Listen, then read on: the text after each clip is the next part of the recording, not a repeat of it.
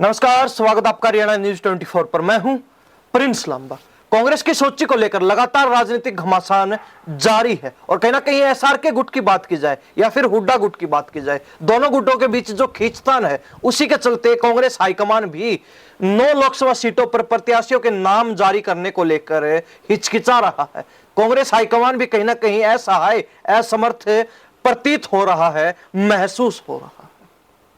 हालांकि खींचतान अब से नहीं बल्कि पिछले लंबे समय से चली आ रही, जिसको लेकर कांग्रेस हाईकमान की तरफ से प्रयास भी किए गए, लेकिन कांग्रेस हाईकमान इस गुटबाजी को, इस खींचतान को खत्म करने में, समाप्त करने में भी फैल रहे हैं। लेकिन अब टिकटों की बात की जाए तो यह कहा जा रहा था कि मधुसूदन मिस्त्री और सलमान खुर्शीद के नेतृत्व में जो सब कमेटी बनाई गई, उन्होंने सूची फाइनल कर दी है। यानी कि सूची के अंदर जो 9 नाम होने वाले थे वो फाइनल करके और उनको हाईकमान तक पहुंचा दिया गया है।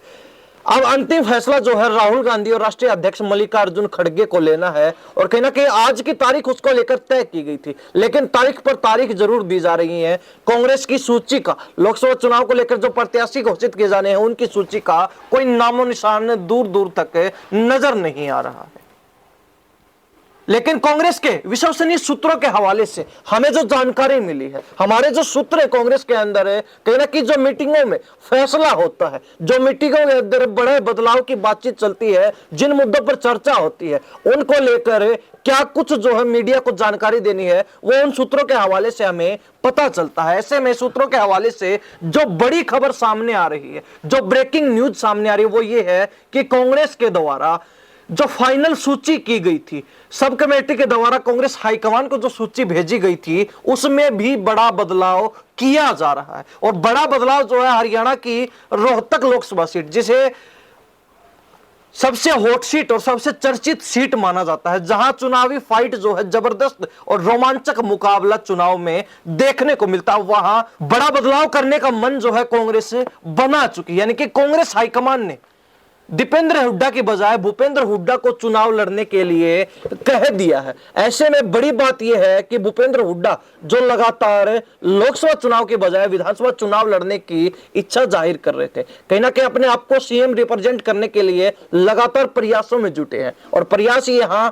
कांग्रेस की सूची के अंदर भी उनके देखने को मिले, जिस प्रकार वो अपने रास्ते के कांटों को निकालने के लिए लोकसभा चुनाव में एडजस्ट करने का प्रयास कर रहे थे। लेकिन अब हुड्डा गुट के ऊपर एसआर के गुट भी हावी होता हुआ नजर आ रहा है और कहीं ना कहीं ये जो जानकारी हमें मिली उसके अनुसार ये बात कही जा रही है कि एसआर के गुट के कहे अनुसार ही कांग्रेस हाईकमान के द्वारा भूपेंद्र हुड्डा को चुनाव लड़ने की बात कही गई है। लेकिन यहां एक और बड़ी बात जरूर देखने को मिली कि कांग्रेस हाईकमान के द्वारा यह भी कहा गया है कि भूपेंद्र हुड्डा अगर चुनाव नहीं लड़ना चाहते तो टिकट जो है वितरण उनके हाथ में है। रोहतक या फिर सोनीपत से अगर वो चुनाव लड़ते हैं तो ठीक है, अन्यथा अपने परिवार से या फिर किसी अन्य व्यक्ति को जिसको भी चुनाव लड़वाना चाहते हैं उसका नाम जो फाइनल करके बता दे। जिसके बाद से लगातार ये चर्चा चल रही है कि दीपेंद्र हुड्डा की टिकट पर अब खतरा मंडराने लगा है। कांग्रेस हाईकमान मन बना चुका है फेरबदल को लेकर और कहीं ना कहीं दीपेंद्र हुड्डा की बजाय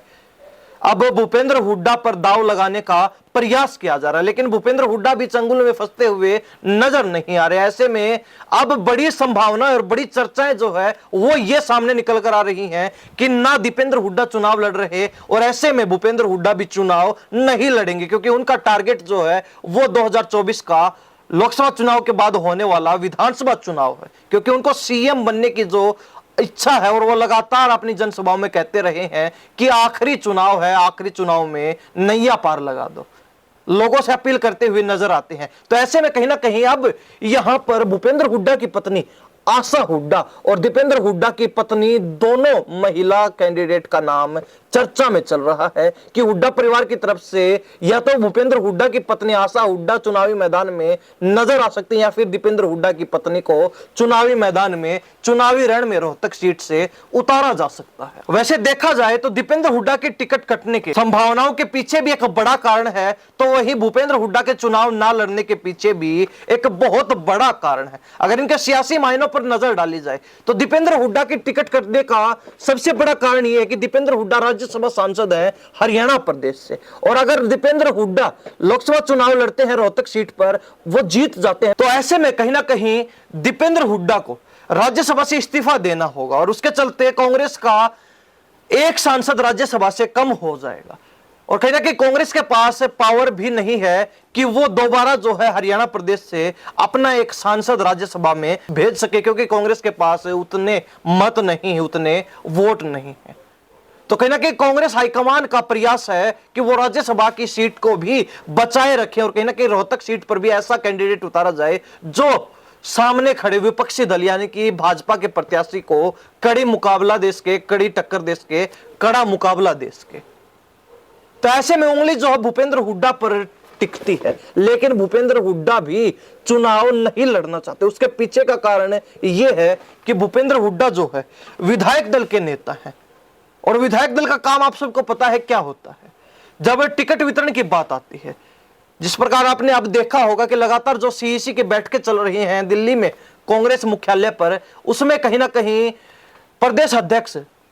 उदय भान के साथ साथ प्रदेश के प्रभारी जो चुनाव के लगाए गए थे दीपक बाबरिया और उनके साथ विधायक दल के नेता के रूप में भूपेंद्र हुड्डा बैठे हुए नजर आते हैं और साथ में कुमारी शैलजा, रणदीप सुरजेवाला भी नजर आते हैं। तो ऐसे में कहीं ना कहीं विधायक दल के नेता का टिकट वितरण के समय बैठकों में होना अनिवार्य हो जाता है और यही कारण है कि भूपेंद्र हुड्डा जो है इस पद को बरकरार रखना चाहते हैं, इस पद को खोना नहीं चाहते और जिसके चलते कहीं ना कहीं वो अपने टारगेट से भटकना भी नहीं चाहते। यानी कि 2024 के विधानसभा चुनाव पर उनका जो निशाना है वो उस निशाने को चूकना नहीं चाहते, क्योंकि अगर विधायक दल नेता का एक ठप्पा, एक मुहर जो है भूपेंद्र हुड्डा के हाथ से छिन जाती है, चली जाती है, तो वो अपने समर्थकों को, अपने करीबी नेताओं को विधानसभा चुनाव में टिकट नहीं दिलवा पाएंगे और ऐसा भूपेंद्र हुड्डा बिल्कुल भी नहीं चाहते, क्योंकि उनको सीएम बनने की इच्छा है। वो आखिरी बार आखिरी चुनाव लड़कर जो है सीएम बनना चाहते हैं। तो ऐसे में कहीं ना कहीं सीएम दौड़ में अपने आप को अव्वल रखने के लिए उनका प्रयास रहेगा कि अपने समर्थकों को ज्यादा से ज्यादा विधानसभा चुनाव में टिकट दिलवाई जाए और कहीं ना कहीं अगर वो विधायक दल के नेता नहीं होंगे तो ऐसे में टिकट वितरण के समय, टिकट बंटवारे के समय उनकी कोई भागीदारी बैठकों में नहीं रहेगी और कहीं ना कहीं इसी भागीदारी को सुनिश्चित करने के लिए भूपेंद्र हुड्डा लोकसभा चुनाव से पीछे खींच रहे हैं, लोकसभा चुनाव नहीं लड़ना चाहते हैं। तो अब आखिरी ऑप्शन जो है कांग्रेस के पास यही बचता है कि भूपेंद्र हुड्डा जो विधायक दल के नेता बने रहना चाहते हैं, कांग्रेस हाईकमान जो अपनी एक राज्यसभा की सीट नहीं खोना चाहता, तो दीपेंद्र हुड्डा पर भी जो है ना हो रही है। तो ऐसे में या तो भूपेंद्र हुड्डा की पत्नी आशा हुड्डा या फिर दीपेंद्र हुड्डा की पत्नी को चुनावी मैदान में उतारने का मन कांग्रेस हाईकमान और हुड्डा परिवार बना सकता। अब बड़ा सवाल यह उठता है कि अगर दीपेंद्र हुड्डा के बजाय भूपेंद्र हुड्डा चुनावी मैदान में नजर आते हैं या फिर भूपेंद्र हुड्डा की पत्नी आशा हुड्डा चुनावी मैदान में उतरती हैं या फिर भूपेंद्र हुड्डा की पुत्र वधू को चुनावी मैदान में उतारा जाता है, तो ऐसे में क्या वो दीपेंद्र हुड्डा को रिप्लेस कर पाएंगे? जिस प्रकार दीपेंद्र हुड्डा के जिताऊ कैंडिडेट माना जा रहा था, एक मजबूत प्रत्याशी, प्रतिनिधित्व करने वाला व्यक्ति माना जा रहा था, एक मजबूत चेहरा माना जा रहा था, तो ऐसे में क्या अन्य जो है हुड्डा परिवार के चेहरे दीपेंद्र हुड्डा को उसी दमखम के साथ रिप्लेस कर पाएंगे? तो इसका जवाब होगा नहीं कर पाएंगे, क्योंकि जिस प्रकार दीपेंद्र हुड्डा रोहतक लोकसभा सीट पर मजबूत नजर आ रहे थे, कहीं ना कहीं अगर भूपेंद्र हुड्डा खुद चुनाव में आते हैं या फिर आशा हुड्डा या फिर उनकी पुत्र वधू चुनावी मैदान में आती हैं, तो कहीं ना कहीं दीपेंद्र हुड्डा का मुकाबला वो किसी भी सूरत में नहीं कर पाएंगे। अब इसके पीछे का कारण ये है कि यहां पर जेजेपी पार्टी भी कांग्रेस की लिस्ट को लेकर ताक में है कि कब जो है कांग्रेस की सूची जारी की जाए, कब जो है रोहतक लोकसभा सीट पर प्रत्याशी उतारा जाए, उसके बाद जेजेपी तमाम समीकरणों को ध्यान में रखते हुए यहां पर अपना प्रत्याशी उतारे। अब बात जेजेपी की हो रही, तो जेजेपी के पास रोहतक लोकसभा सीट पर दो नाम है। पहला नाम संजय कबलाना, जो कि बादली से 2019 में विधानसभा का चुनाव लड़ चुके, जेजेपी के प्रत्याशी रह चुके, और वही दूसरा नाम जो सामने निकल कर आ रहा है राजीव दलाल, जो कि झज्जर के सबसे बड़े गांव छारा के रहने वाले हैं और पार्षद भी हैं। तो ऐसे में कहीं ना कहीं राजीव दलाल का नाम सामने आ रहा है। और दलाल गोत्र की बात की जाए, दलाल खाप की बात की जाए, तो चाहे झज्जर जिले की झज्जर विधानसभा हो, बादली विधानसभा हो, बहादुरगढ़ विधानसभा हो, बेरी विधानसभा हो, या फिर इधर रोहतक की बात की जाए तो किलोई विधानसभा क्षेत्र की बात की जाए, महम विधानसभा की बात की जाए, फिर कलानौर की बात की जाए, ये ऐसे क्षेत्र हैं जहां पर दलाल गोत्र के लोग अच्छी खासी तादाद में हैं। तो कहीं ना कहीं अगर जेजेपी दलाल गोत्र के व्यक्ति को चुनावी मैदान में उतारती है। राजीव दलाल को अगर जेजेपी अपने प्रत्याशी के रूप में चुनावी मैदान में उतारती है तो कहीं ना कहीं उसका एक बड़ा इंपैक्ट कांग्रेस पर पड़ेगा, उसका ज्यादातर प्रभाव कांग्रेस के ऊपर देखने को मिलेगा और इस सूरत में बीजेपी जो है यहां से बाजी मार सकती है। बड़ी बात यह है कि इस क्षेत्र में जो दलाल खाप है वो काफी मजबूत है, काफी सशक्त है। दलाल गोत्र भी जो है बड़ी तादाद में यहां पर पाया जाता है। तो ऐसे में कहीं ना कहीं अगर दलाल गोत्र को अपना प्रतिनिधित्व चाहिए तो दलाल गोत्र जेजेपी पार्टी के साथ जाएगा, क्योंकि यहां पर जेजेपी दलाल गोत्र के व्यक्ति को अपने प्रत्याशी के रूप में उतार सकती है। और अगर ऐसा वास्तव में यह होता है तो इसका सीधा इंपैक्ट कांग्रेस पर, क्योंकि यह माना जाता है कि जो झज्जर जिले के अंदर दलाल गोत्र की सक्रियता रहती है, जिस प्रकार दलाल गोत्र के लगातार आंदोलन चलते हैं, चाहे वो किसान आंदोलन की बात हो, चाहे अपने हकों को लेकर किसी भी आंदोलन की बात क्यों ना हो, कांग्रेस उन आंदोलनों में अपनी भूमिका निभाने में शून्य रही है। तो ऐसे में कहीं ना कहीं रमेश दलाल, जो कि इस क्षेत्र में दलाल गोत्र का प्रतिनिधित्व करते हैं, दलाल खाप का प्रतिनिधित्व करते नजर आते हैं और हर आंदोलन को जो है अंतिम रूप देने का काम करते हैं, यानी कि एक फिनिशर की भूमिका हर आंदोलन में निभाते हुए नजर आते हैं। आंदोलन को अंतिम जो है अंजाम तक, परिणाम तक पहुंचाने वाले रमेश दलाल, कहीं ना कहीं उनका जो है बड़ा विशेष महत्व है इस क्षेत्र में, क्योंकि सभी पार्टियों की नजर उन पर रहती है। पॉलिटिकल रूप से हर दल के साथ उनका जुड़ाव माना जाता है। पूर्व में कांग्रेस से बहादुरगढ़ विधानसभा सीट से चुनाव भी लड़ चुके और कहीं ना कहीं हार का अंतर जो है मात्र 1000 से 1500 वोटों का ही रहा।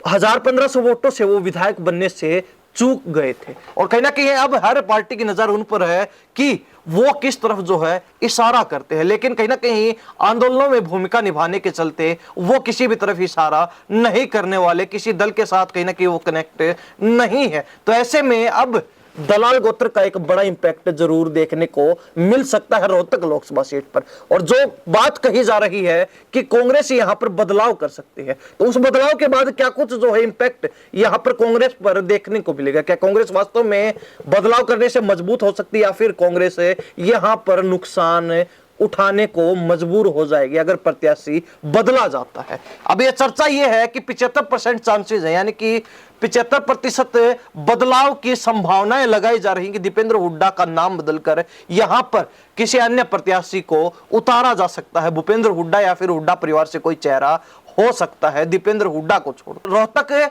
लोकसभा क्षेत्र के लोगों का, यहाँ के वोटर्स का क्या सोचना है इस बारे में कमेंट अपनी राय जरूर रख दीजिए। और कह रहा कि कांग्रेस की लगातार जो सूची में देरी हो रही है उसको लेकर आपका क्या सोचना है? क्या इससे कांग्रेस को कोई फायदा होगा, बेनिफिट मिलेगा, या फिर जितनी देरी होगी उतना ही कांग्रेस नुकसान में जाती हुई नजर आ रही है? क्या सोचते हैं कमेंट में अपनी राय जरूर रख दीजिए। इन सब बातों के साथ में प्रिंस लांबा, हरियाणा न्यूज 24। नमस्कार, जय हिंद।